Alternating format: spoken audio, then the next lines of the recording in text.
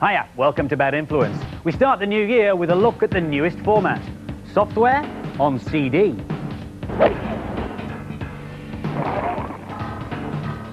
Our main review this week is the gorgeous looking Echo the Dolphin on the Mega Drive. And I'll be explaining how powerful computers can be used to tinker with reality. But first, there's only one game so good it appears on practically every format. Any idea what game it is? Well, it first appeared on the Amiga in 1991. It's completely original and it stars these small furry creatures who've got suicidal tendencies. It is, of course, Lemmings. This is the original version on the Amiga. And they all drop from this trap door in the ceiling and you've got to guide them safely home to this door on the bottom right-hand side. Now, when they're in their first state, they just walk into things and walk off things. So you have to give them different skills. I've made this one into a digger, so he can dig down and they can get home, and this level's very easy because it's the first one, but in later games you need to use all the various different skills to get the right way. For example, you can make them into floaters so they float down from heights, or climbers so they climb over things. Or you can nuke them. You just click on that and you've got a 5-second countdown. 3, 2, 1, ah! She's rotten, isn't she? This is the same level on the Spectrum, which is a much older and simpler computer than the Amiga. But all the essential elements are there. Unfortunately, no mouse or joystick on this game, however. I have to move the cursor around using keys on the keypad and then assign skills to the Lemmings by pressing another one, which I'll use with the thumb to make him a digger like that. Obviously, the graphics are quite limited and there aren't many colours to play with either. And whereas in other versions of Lemmings you may be asked to deal with up to 80 or 100 on some of the more advanced levels, on this game you'll never be asked to deal with more than 20. Which is about my limit, actually. Actually, I do agree with that. Lemmings also need saving on consoles and handhelds. This is the version on the SNES. And on this one, I have to make the Lemmings into blockers so that they don't fall off the platforms. And when you think things are going swimmingly, which they're not exactly at the moment, but now I've made that one a blocker they are, you can press on this and they come out 5 times faster, which means you can also test your skill because you've got to get there a lot quicker. I think I'm going to lose a couple here. Ah! You can change the different skills by using these buttons. I'm going to get back onto blocker there, or I'll miss him. And on the other one to use a mouse, and I think they're all going to go home there. The latest version of Lemmings is on the Game Boy. And as you can see, they're tiny backgrounds and tiny sprites, but it all works, and it's just as playable as ever. Small might be beautiful, but this is state-of-the-art Lemmings. The game is exactly the same, but this is the Apple Macintosh version with wonderful graphics and digitised sound. On this level, whereas Violet was using the blockers to stop the Lemmings moving, I'm going to use the blocker and turn him into a bomber by selecting the explosion from the bottom set of tasks here. And then after the countdown, he will blow a hole in the floor there, and all the Lemmings will be able to walk through. I select another blocker, and I will position him right by this wall, and then I will give him the task of being a bomber as well, and then hopefully he'll blow a hole in that wall and all the Lemmings will proceed home to base safely. Well, at least that's the theory. If you fancy having a go at it yourself, all the details of the different Lemmings formats are at the end of the programme in the Data Blast. Our main review this week is Echo the Dolphin on the Mega Drive. Echo was a happy and carefree dolphin until a mysterious vortex ripped all life from the sea. Now he's got to swim around, find his friends and save the underwater world. Here's Alex. This is a really unusual game. I've never seen anything like it before. It's great to see a fresh idea on the market. Echo can also use his sonar to talk to the inhabitants of the sea. Some of the puzzles are very hard. This whale obviously isn't going to help much in finding my pod, which in case you didn't know is a herd of dolphins. There's loads of things to do in this game. The crystal there is a key, which when you touch it gives you magical powers to open up different doors. You've also got to get air pockets. Because you're a mammal, you run out of air easily. You can also use your sonar to bring up this map. This shows you around the levels. Always keep your eye out for loose rocks and shells. They can come in handy. What I've got to do is, with this shell, is nudge it against the first rock, and then balance it upon my nose, and I can get through.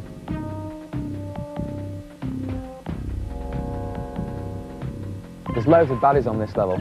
These pufferfish you've got to headbutt and then you can get past them. Echo is fast, fun and very addictive. I gave this one 4 marks, and I'd definitely buy it. It'll last for ages.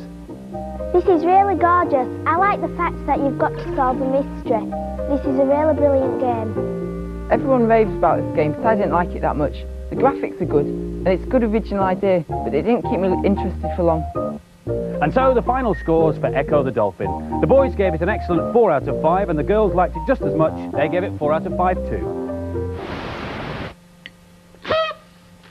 Happy New Year, slimy fertilers. I hope you had a nice one and got all the rappy-uppy things that you wanted. I got loads and loads of cards, and here it is. Thank you very much, Daniel Chantford Gillingham. Anyway, on with the 1993 cheats. Now this one is for a game called Swith on the Amiga. All you have to do is pause the game, then type in NCC-1701. Then unpause the game, and you've got infinite lives.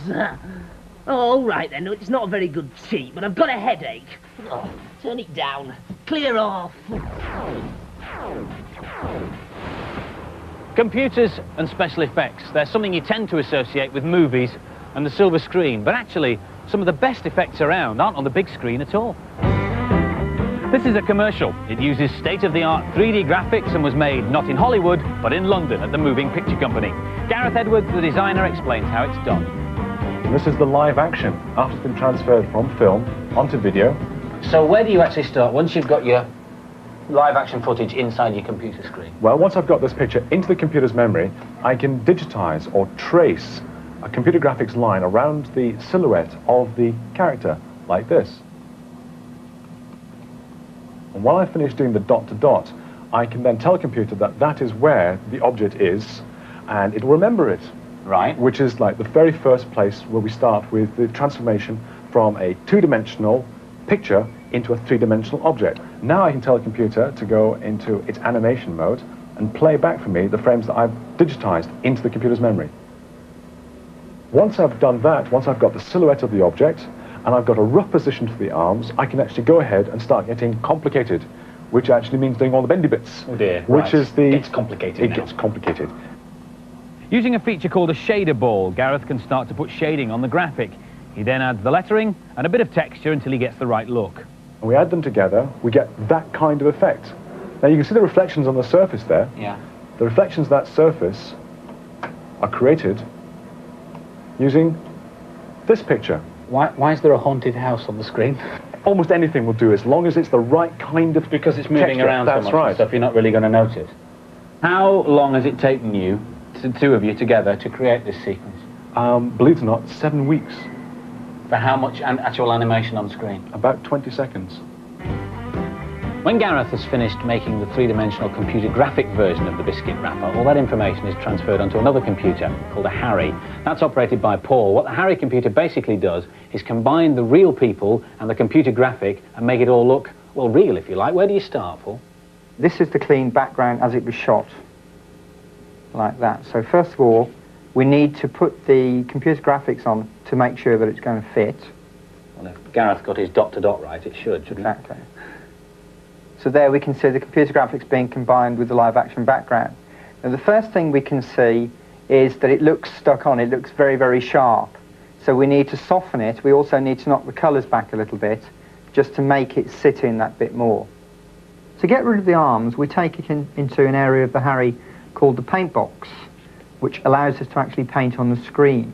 So frame by frame, we have to cut out areas of the picture, and then we stick those down onto the area of the picture where the arms are, which enables us to remove the arms.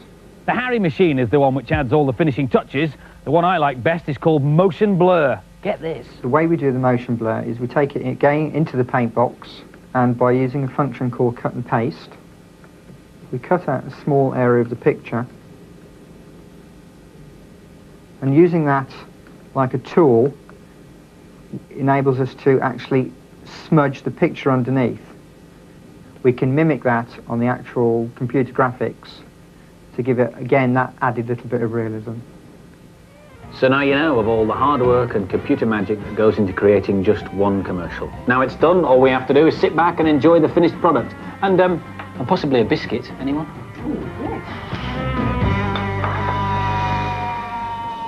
If you've got a home computer, there are several graphics packages around that'll let you produce and manipulate 3D images yourself. But now for this week's news and previews. If you've already finished Sonic 2, take heart. This week saw Sonic Tuesday Mark II when the Game Genie codes were released for Sonic's second adventure. Now you can customise the game to set yourself new challenges, or if you're having problems, you can put in some brilliant cheats to get past the tricky bits. Enter NN8AAD2 to start Sonic with 99 lives. Or you can make Sonic invisible by typing in the code ALTACA8N, which makes the game a lot harder because you can't see him. But the best effect puts a rocket under Sonic so he whizzes through all the levels. Now you get that by entering CBVTCAE2. All 42 Sonic 2 Game Genie codes are in the data blast at the end of the show, and next week we're doing a special feature on cheat devices, so watch this space. Here's a sneak preview of Dr. Franken 2, due out soon on the Game Boy. The stars are still the good Doctor's creations, Frankie and Bitsy. But this time our hero has a problem with the electricity board. He can't pay a mega bill, so he's got to hunt high and low in an effort to find old Dr. Frankenbone's money. Go to it, Frankie. New Year's resolutions. Number 1, do not get kissed by Violet. Yes. Number 2, take less exercise. Yes. Right, Deep Techies, this is a cheat that lets you skip straight to level 2 on Steel Empire on the Mega Drive. All you do is hold down B and keep pressing start. Here we go, flicking through all the option screens. Wait for it, wait for it. There you are, on level 2. Amazing. Right, I better carry on with my New Year's resolutions. Number 3, be nicer to Spikey the Hedgehog. Yes, all right. Number 4, do not get kissed by Andy. Yes, that's a definite. Oh, horrid. Don't worry, Nam. There's no chance of that. This is the latest Mega Drive from Japan. It's called the Mega CD, and not surprisingly, the software comes on CDs, which you pop in just like you do with your music centre at home, close it up, and then you have to select CD-ROM up here, press the A button, and sit back and enjoy some wonderful graphics. This is Afterburner 3, and as you can see, the graphic quality is quite incredible. It looks just like it does in the arcade. Amazing stuff. Mega CD games won't run any faster, but they will be bigger, and the reason is because you can get so much more information on a CD than you can on a standard console cartridge. For example, a CD could easily cope with all the information of this, the entire Oxford English Dictionary. In fact, this one does. All 20 volumes. Ah! More lemmings! This is a CD-TV, which is basically an Amiga painted black with a CD drive. You can also get the CD drive separately to plug into your telly so you can play your CD games that way. Basically, it works like a very powerful disk drive. This is a flight sim that's being developed for it. The fractal backgrounds are coming straight off the CD. Also, there are loads of educational packages and games that are currently being developed for it, but as it comes with keyboard, mouse and a floppy disk drive, you can play your older Amiga games on it while you're waiting. This is the most user-friendly interactive CD system. It's called CD Interactive, or you can abbreviate it to CDI, and it's being sold heavily as a complete home entertainment system. Now, because you can get so much information on a CD, when it comes to games, you can really make use of that facility. This is a golf simulation. I'm on the first tee, ready to take my opening shot, but I'm facing in the wrong direction. So I'll move this little cursor thing and position myself so I'll shoot it down the middle of the fairway. Now, watch the guy move. Now I've decided what position I want to shoot it from. Look at that. It's like a real fella. I've already chosen the club I want, so now I've just got to give it a right good belt, and it should go straight down the middle.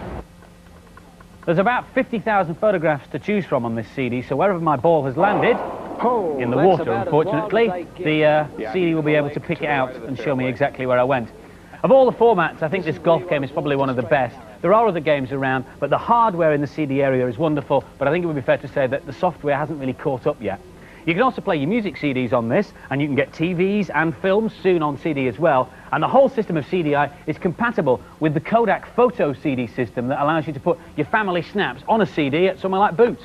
Eventually, the manufacturers are hoping, can you hold this a second? They're hoping that instead of a computer, a console, a library full of books, an old shoebox full of snaps and a CD player, you will have one of these.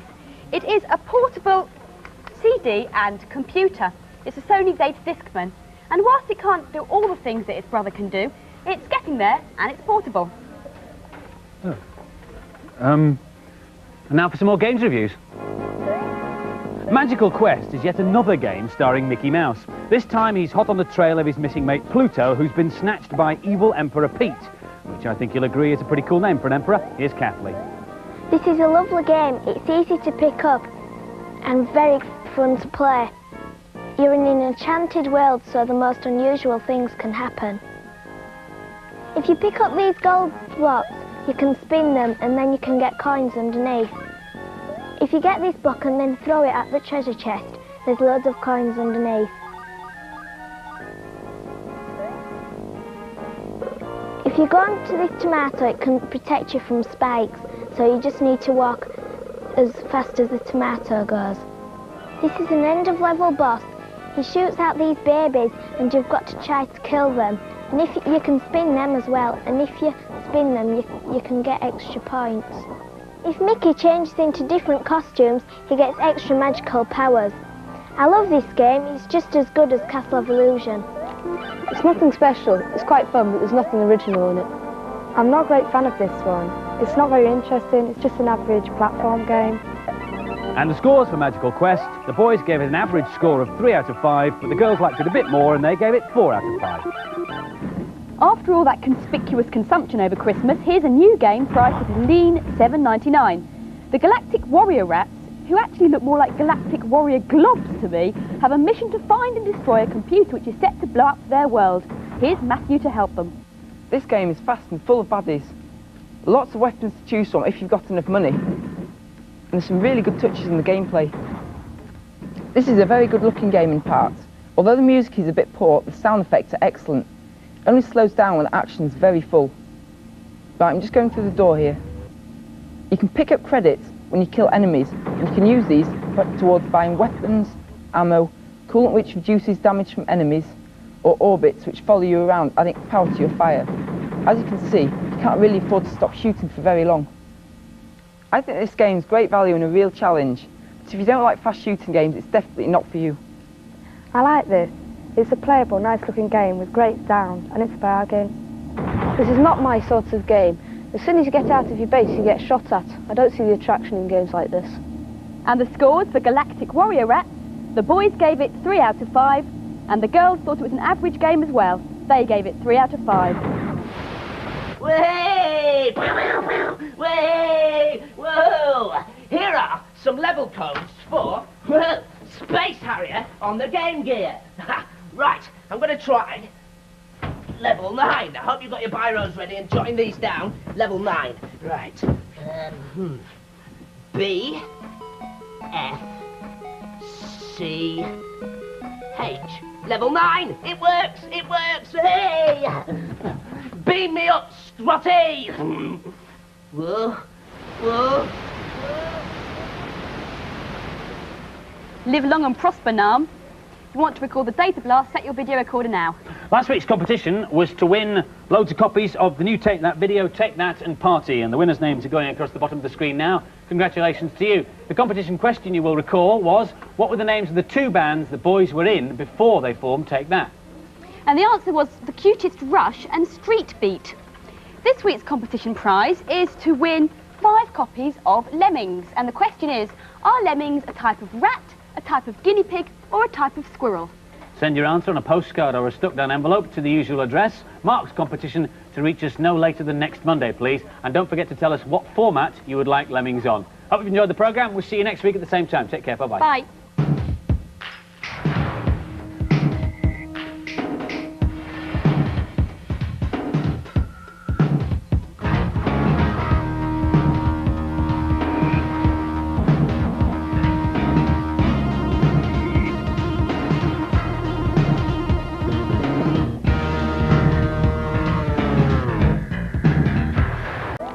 It's nothing special. It's quite fun, but there's nothing original in it.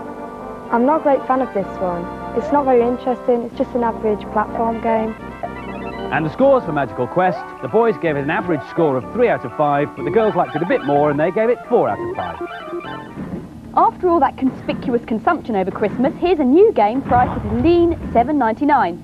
The Galactic Warrior Rats, who actually look more like Galactic Warrior Globs to me, have a mission to find and destroy a computer which is set to blow up their world.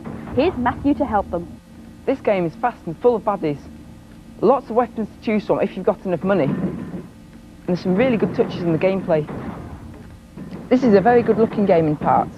Although the music is a bit poor, the sound effects are excellent. It only slows down when the action is very full. Right, I'm just going through the door here.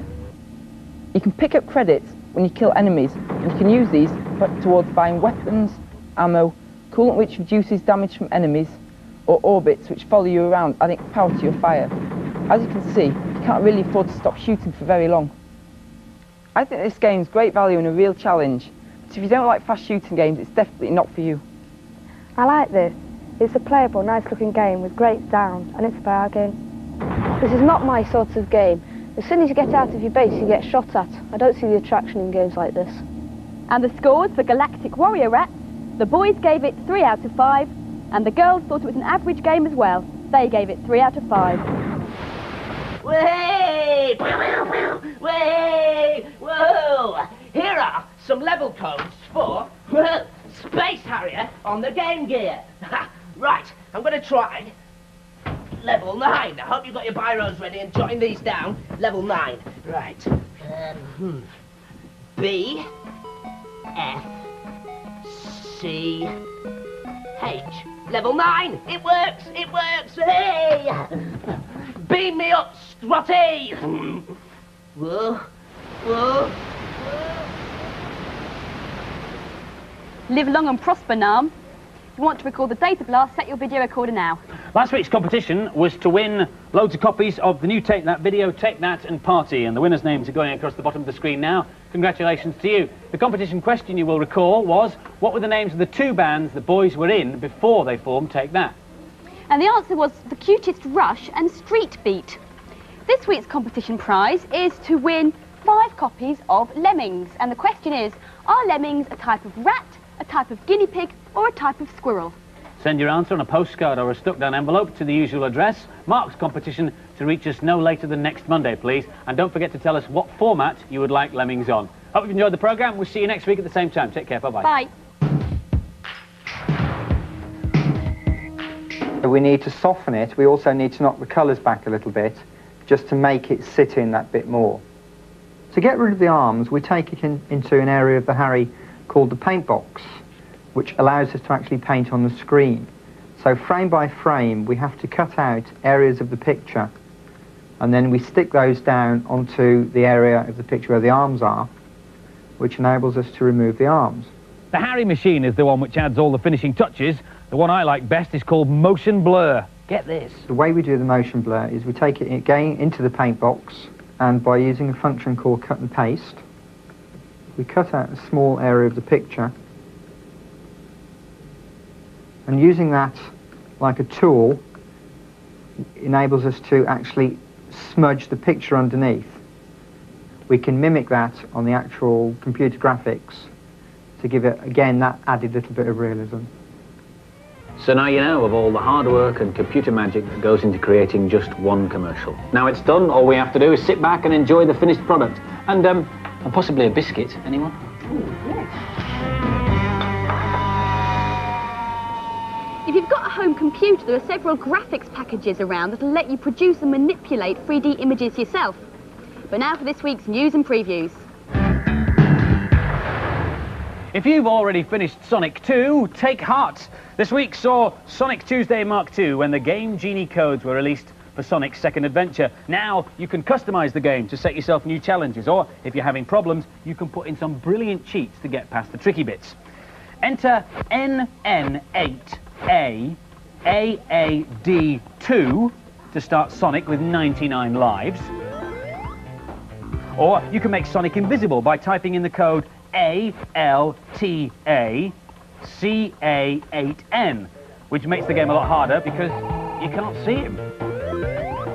But the best effect puts a rocket under Sonic so he whizzes through all the levels. Now you get that by entering CBVTCAE2. All 42 Sonic 2 Game Genie codes are in the data blast at the end of the show, and next week we're doing a special feature on cheat devices, so watch this space. Here's a sneak preview of Dr. Franken 2, due out soon on the Game Boy. The stars are still the good Doctor's creations, Frankie and Bitsy. But this time our hero has a problem with the electricity board. He can't pay a mega bill, so he's got to hunt high and low in an effort to find old Dr. Frankenbone's money. Go to it, Frankie. New Year's resolutions. Number 1, do not get kissed by Violet, yes. Number 2, take less exercise, yes.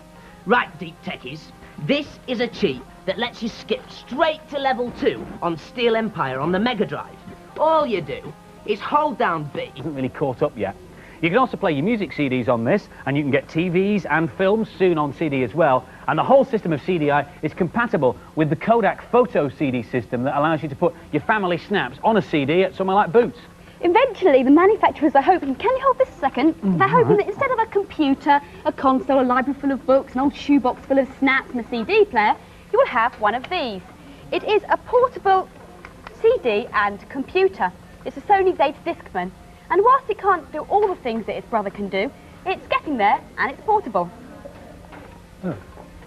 And now for some more games reviews. Magical Quest is yet another game starring Mickey Mouse. This time he's hot on the trail of his missing mate Pluto, who's been snatched by evil Emperor Pete, which I think you'll agree is a pretty cool name for an emperor. Here's Kathleen. This is a lovely game. It's easy to pick up and very fun to play. You're in an enchanted world, so the most unusual things can happen. If you pick up these gold blocks, you can spin them and then you can get coins underneath. If you get this block and then throw it at the treasure chest, there's loads of coins underneath. If you go onto this tomato, it can protect you from spikes, so you just need to walk as fast as the tomato goes. This is an end-of-level boss. He shoots out these babies and you've got to try to kill them. And if you can spin them as well, and if you spin them you can get extra points. If Mickey changes into different costumes, he gets extra magical powers. I love this game. It's just as good as Castle of Illusion. It's nothing special. It's quite fun, but there's nothing original in it. I'm not a great fan of this one. It's not very interesting. It's just an average platform game. And the scores for Magical Quest, the boys gave it an average score of 3 out of 5, but the girls liked it a bit more and they gave it 4 out of 5. After all that conspicuous consumption over Christmas, here's a new game priced at a lean $7.99.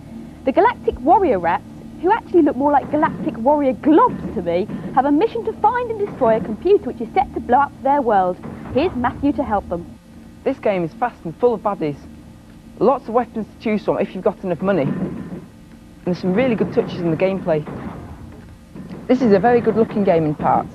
Although the music is a bit poor, the sound effects are excellent. It only slows down when the action is very full. Right, I'm just going through the door here.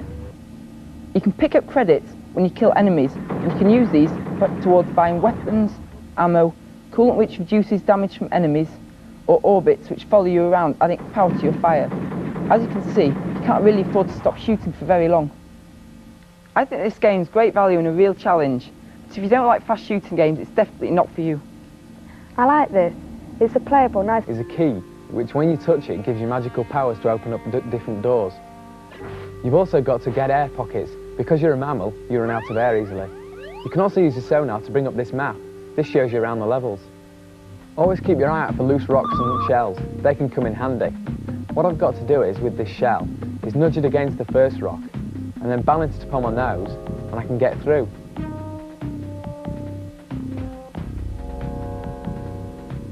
There's loads of baddies on this level.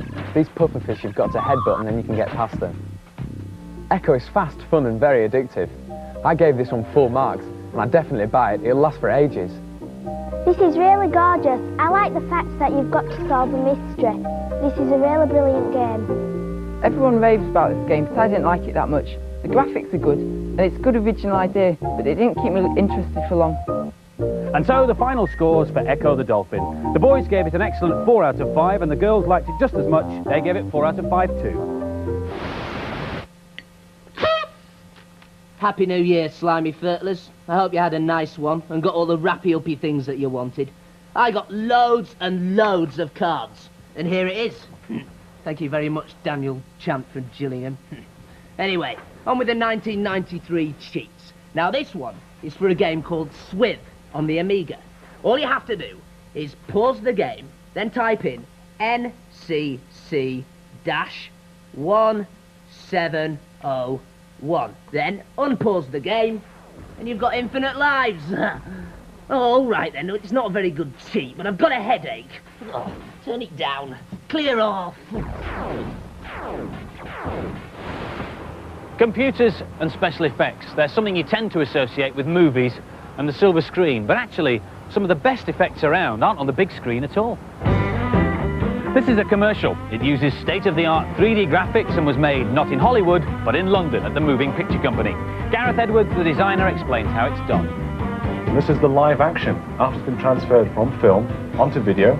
So where do you actually start once you've got your live action footage inside your computer screen? Well, once I've got this picture into the computer's memory, I can digitize or trace a computer graphics line around the silhouette of the character, like this.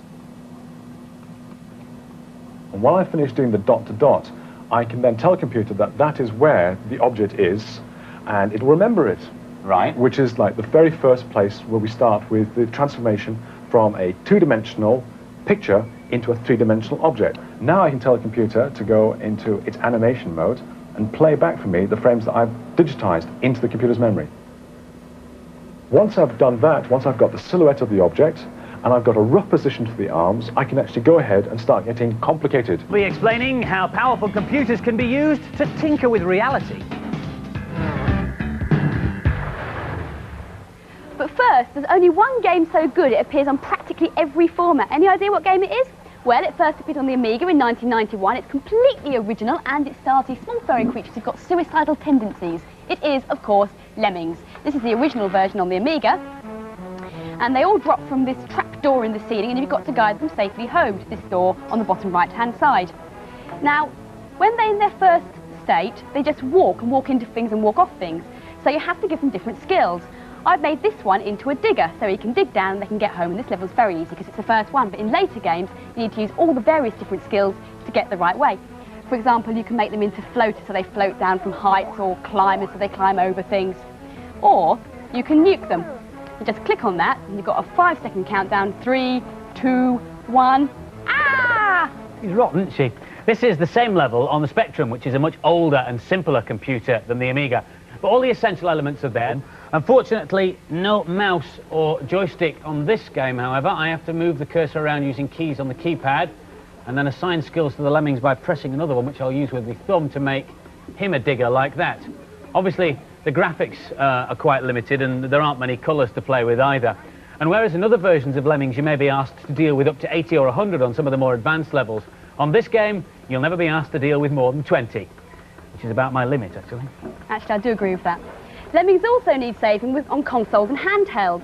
This is the version on the SNES. And on this one, I have to make the Lemmings into blockers so that they don't fall off the platforms. And when you think things are going swimmingly, which they're not exactly at the moment, but now I've made that one a blocker they are, you can press on this and they come out 5 times faster, which means you can also test your skill because you've got to get there a lot quicker. I think I'm going to lose a couple here. Ah! You can change the different skills by using these buttons. I'm going to get back onto blocker there, or I'll miss him. And on the other one to use a mouse, and I think they're all going to go home there. The latest version of Lemmings is on the Game Boy. And as you can see, they're tiny backgrounds and tiny sprites, but it all works, and it's just as playable as ever. Small might be beautiful, but this is state-of-the-art Lemmings. The game is exactly the same, but this is the Apple Macintosh version with wonderful graphics and digitized sound. On this level, whereas Violet was using the blockers to stop the Lemmings moving, I'm going to use the blocker and turn him into a bomber by selecting the explosion from the bottom set of tasks here. And then after the countdown, he will blow a hole in the floor there, and all the Lemmings will be able to walk through. I select another blocker, and I will position him right by this wall, and then I will give him the task of being a bomber as well.